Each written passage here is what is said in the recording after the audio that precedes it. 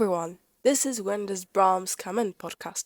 I'm Sophia and today we're going to have a talk about Johannes Brahms because today, on the 7th of May, his birthday is being celebrated. Brahms is considered an innovator and a traditionalist at the same time. He made an enormous contribution to the development of musical art. His works, carefully thought and structured, became the starting point for the whole generation of composers. But what was such an academic and meticulous composer really like?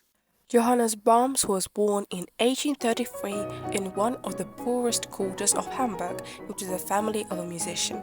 His father received a musical education in strings and wind instruments against the wishes of his own parents. Perhaps that's why he was very attentive to his son's musical abilities.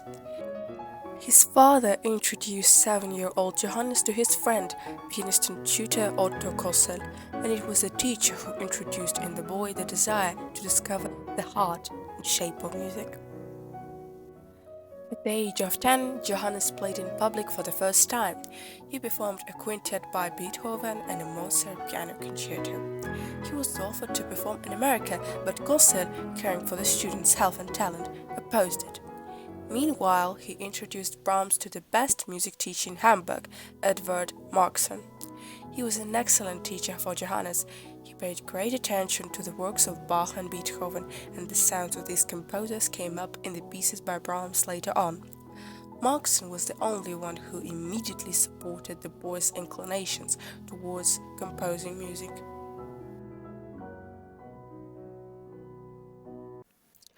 Brahms had to earn money by playing in port bars in the evenings.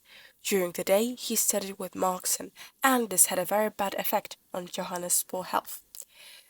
Brahms behaved very well in public, and this distinguished him from others. The young man seemed detached, as if he was absorbed in eternal contemplation. He was deeply interested in philosophy and literature, and felt incredibly lonely in his own hometown. He decided to leave Hamburg. While traveling, Brahms met famous people of the musical world. These were Franz Liszt, the personal accompanist of the King of Hanover, Robert Schumann. The relationship with Robert and Clara Schumann was special, and we've talked about it in the episode dedicated to Robert. After Schumann's death, Brahms, experiencing the bitterness of loss, began to write the famous German Requiem, which was finished much later.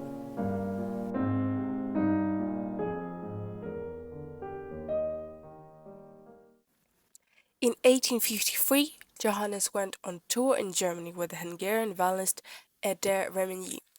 One of the concerts became completely improvised. By the way, all of the concerts Brahms played without sheet music, so it gave the performances more of improvisation. The listeners were delighted. The duo looked very contrasting. Brahms was a shy blue-eyed blonde and Grieg was dark and energetic. Both showed themselves perfectly during their performances. They often played folk tunes, which later became the famous Hungarian dances. Brahms wrote the first 10 only 16 years after the tour, and a year later finished another 11. 2 of the 4 notebooks were published in 1869, and they brought the composer enormous fame. Hungarian dances include 21 works for piano for 4 hands, but in 1872, Brahms returned to the cycle and gradually created an arrangement for 2 hands. And 2 years later, 3 dances, 1st, 3rd and 10th, were orchestrated. Johannes Brahms dreamed of getting a good place in Hamburg to live and work in his hometown, but nothing was offered to him. In 1862 he went to Vienna in the hope that his successes in the musical capital of the world would impress the Hamburg public. In Vienna he was recognized very quickly, but never forgot about his dream. The death of his mother was a big shock for Brahms. Of course, he conveyed all emotional sensations into the language of notes, and this loss pushed him to complete the German Requiem, which he started after the death of Robert Schumann.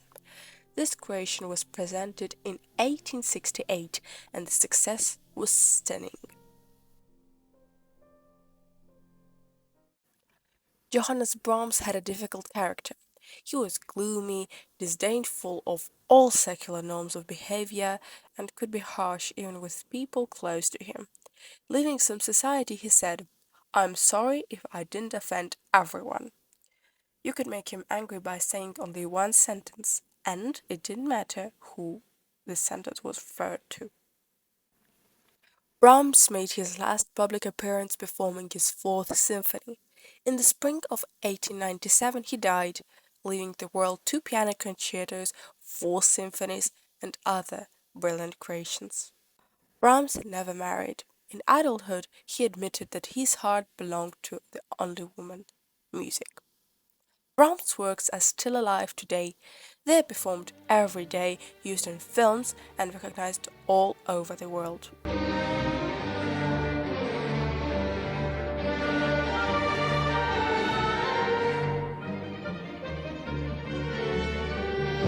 Brahms will come to see us again after celebrating his 191st birthday, but for now, see you soon.